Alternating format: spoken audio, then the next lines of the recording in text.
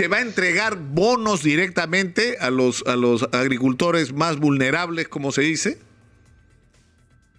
No, esa es otra medida que el FAE no pudo por la informalidad del FAE agrario, no se pudo por la informalidad en la que se estaba actuando. Estamos conectados, entiendo, ya estamos conectados con Andrés Alencastre, ministro de Desarrollo Agrario y Riego. Ministro, muy buenos días. ¿Estamos conectados? No sé.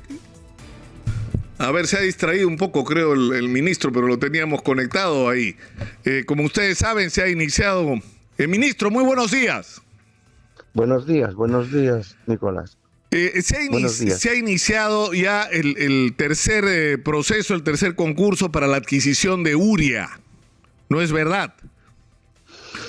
No, una precisión. Por favor. No es un tercer proceso, se cortaron los dos procesos con la metodología y el enfoque y el esquema que se tenía. No es ese, y por lo tanto esta no es una tercera convocatoria, sino es una primera convocatoria bajo una modalidad de un esquema mucho más integral, más transparente, mucho más técnico y que va a cumplir con la urgencia de la oportunidad para atender la colocación de la urea en campo en los plazos previstos, para atender esta campaña del 22-23 que empieza en agosto, pero la fertilización en campo empieza los primeros días de septiembre, octubre, noviembre, según la programación regional y los cultivos que haya.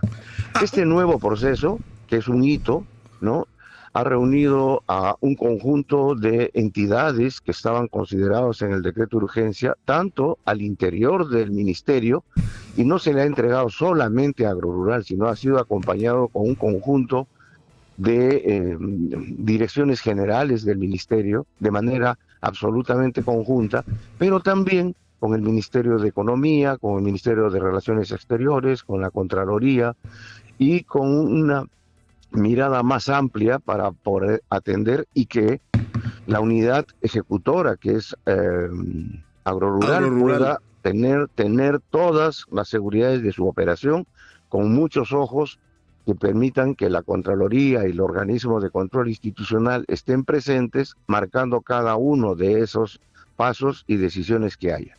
La adquisición es la modalidad de compra internacional, está habilitada dentro de los cánones y esa es la más rápida en estas condiciones de haber tenido todo el mes de junio absolutamente absorbidos por las metodologías anteriores. Ahora, hay un tema, ministro, sí. Permítame que te interrumpa, Andrés. Una cosa que no se entendió es por qué se excluyó a los proveedores peruanos, porque pasaba una cosa absurda. En el momento que se organizaba la licitación con los métodos anteriores, terminó contratada una empresa brasileña que no tenía urea en stock, que tenía que salir a comprar urea. Y en ese mismo momento, proveedores peruanos tradicionales que por décadas han proveído de urea a la agricultura peruana, estaban comprando urea. Y a precios favorables. Aquí, es decir, yo no entendía y te lo planteé y lo hemos planteado como interrogante. ¿Por qué excluir a los proveedores peruanos?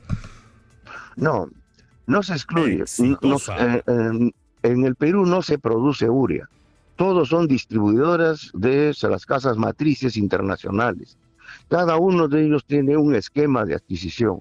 Lo que se hace es tomar contacto con las casas matrices para que puedan coordinar y hacer todo el conjunto de mecanismos para que los distribuidores nacionales estén absolutamente en coordinación con la directiva de la adquisición internacional, de la compra internacional. Por lo tanto, lo que todos los proveedores que has mencionado tienen una articulación con sus matrices productoras y todo el sistema de logística para el transporte. Es decir, lo único que tienen que hacer es comunicarse. Seguro que con las más o menos 140 y tantas entidades que han respondido en más de 52 países a través de la Cancillería, todos ellos deben estar conectados con productores peruanos, con distribuidores peruanos, perdón. De tal manera que esa relación casa matriz o distribuidora internacional tiene representantes, o estos señores que tienen distribución en el Perú pueden hacer ese contacto, y eso es mucho más rápido. El Estado se demoraría otro proceso si es que quisiera hacer adquisiciones internas para este lote, que es el lote de emergencia considerado en el decreto de urgencia. Y eso nos permite no tener un solo proveedor, ni una sola adquisición, sino las que se requieran una vez abierto todo este proceso. Es decir, hemos escogido la metodología con todas las garantías de transparencia por la multiinstitucionalidad que está ahí, interna y externa al sector agrario, y también abierta a toda la participación de las embajadas que han recomendado y han conectado con todos los proveedores internacionales de las casas matrices. Eso nos da a nosotros una posibilidad de mayor trato con las distintas entidades que puedan ser reconocidas de acuerdo a esta modalidad, que tiene una mirada más amplia y con más ojos y con más instituciones pendientes del desenvolvimiento de esta decisión. Por eso es que yo puedo decir con toda seguridad y con todas las garantías que la urea va a llegar a los campos en el calendario de la fertilización de la campaña 22-23. Ahora, esta urea, ministro, ¿para quién está dirigida? ¿Para los agricultores de 5 hectáreas o menos? Porque ayer Clímaco Cárdenas decía que un agricultor con 15 hectáreas es un pequeño agricultor que está pasando dificultades y que también requiere una atención especial. Es decir, ese criterio es solo a los de 5 o menos. ¿Cómo se va a manejar ese tema? ¿A quiénes va a llegar esta urea? ¿Y cómo va a llegar? Uno tiene que ceñirse a lo que está establecido en un decreto de urgencia, que es el que habilita al Estado a intervenir en una actividad privada. Ese es el marco. De acuerdo a la Constitución y a las normas que tenemos, el Estado no puede competir con las empresas privadas en condiciones normales. Esta condición de urgencia hace que sea atendido los sectores más vulnerables que usan urea, y los sectores más vulnerables que están relacionados a la alimentación nacional son los propietarios o conductores de parcelas de menos de 5 hectáreas. Y es en total, y que usan urea. No es que cualquiera puede decir yo uso urea cuando antes no lo ha usado o cuando los cultivos se están señalando. Es cierto que hay una ansiedad en todo el agro peruano. Tenemos una matriz absolutamente arraigada a la adquisición internacional de fertilizantes sintéticos. Eso es consecuencia de una serie de decisiones. Pero en el corto plazo tenemos que atenderlas.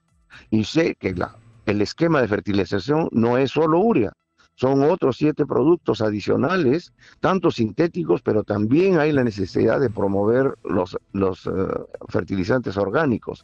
Pero todo eso tiene que verse en el marco del decreto de urgencia, en la perspectiva del mediano y largo plazo, y en la crisis alimentaria para garantizar la siembra de cultivos para la mesa popular en la campaña grande que empieza en agosto con claro, todas las labores. Pero un decreto de urgencia no tiene que ser necesariamente una especie de camisa de fuerza, ¿no es cierto? Si hay que modificar aspectos de ese decreto de urgencia, se pueden modificar. Si hay que hacer se podrán modificar después de esta decisión del primer lote que debe atender a estas.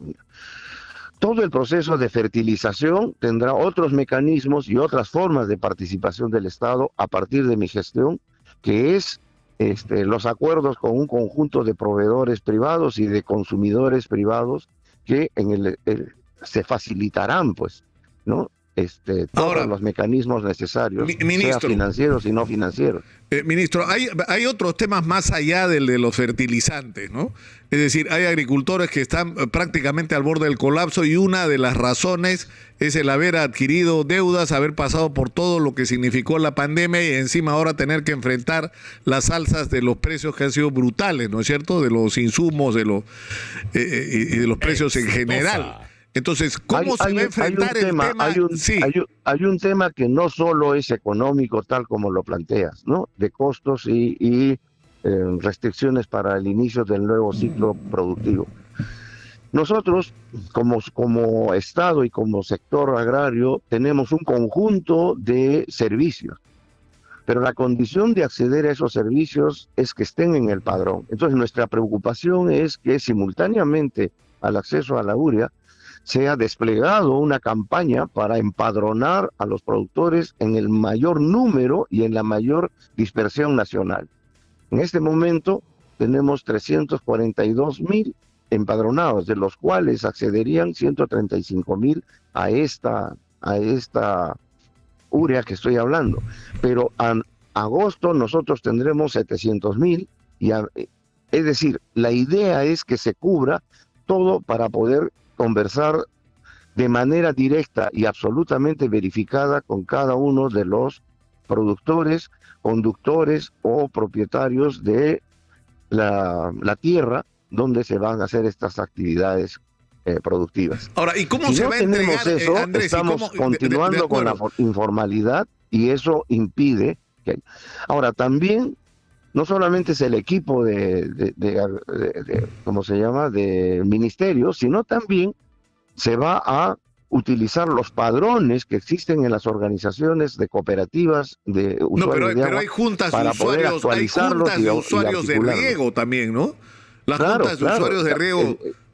La ANA también tiene su padrón de derechos de uso de agua. Todo eso tiene que ser centralizado, está disperso, está regionalizado, está partido. Y muchas de esas cosas tienen que ser actualizadas a partir de esta decisión del Padrón Nacional de Productores Agropecuarios con identidad digital. De acuerdo, pero Andrés, los agricultores que tengan 5 hectáreas o menos van a recibir gratuitamente la urea, van a tener que pagar un porcentaje del precio de cada saco. ¿Cómo va a ser el procedimiento?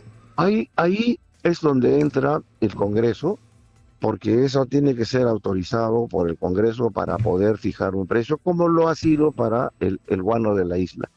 Entonces, el precio será un precio subsidiado, absolutamente a la condición de urgencia, para acceder a este grupo de agricultores que están en menos de 5.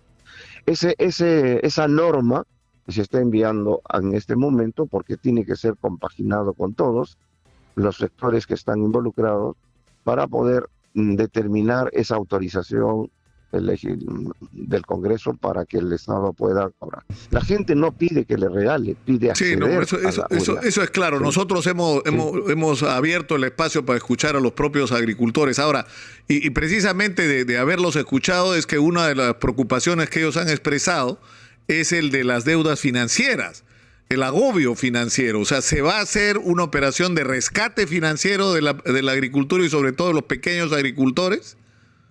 Pero eso está en evaluación. Hemos tenido reuniones con varios de los gremios productores y este asunto, bueno, no es una sola medida, son varias medidas de acuerdo a los ritmos.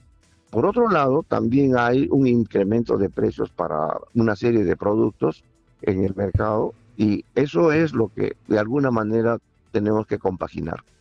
No es tan rápido ni tan preciso, pero sé que es urgente y hay que poner esta medida en su perfecta dimensión. ¿Y se va a entregar bonos directamente a los agricultores más vulnerables, como se dice? No, esa es otra medida que el FAE no pudo por la informalidad del FAE agrario, no se pudo por la informalidad en la que se estaba actuando. Espero que con esta cobertura nosotros tengamos más herramientas y instrumentos financieros y no financieros para aliviar y destrabar la actividad agropecuaria. Tengo que entrar al Consejo de Ministros.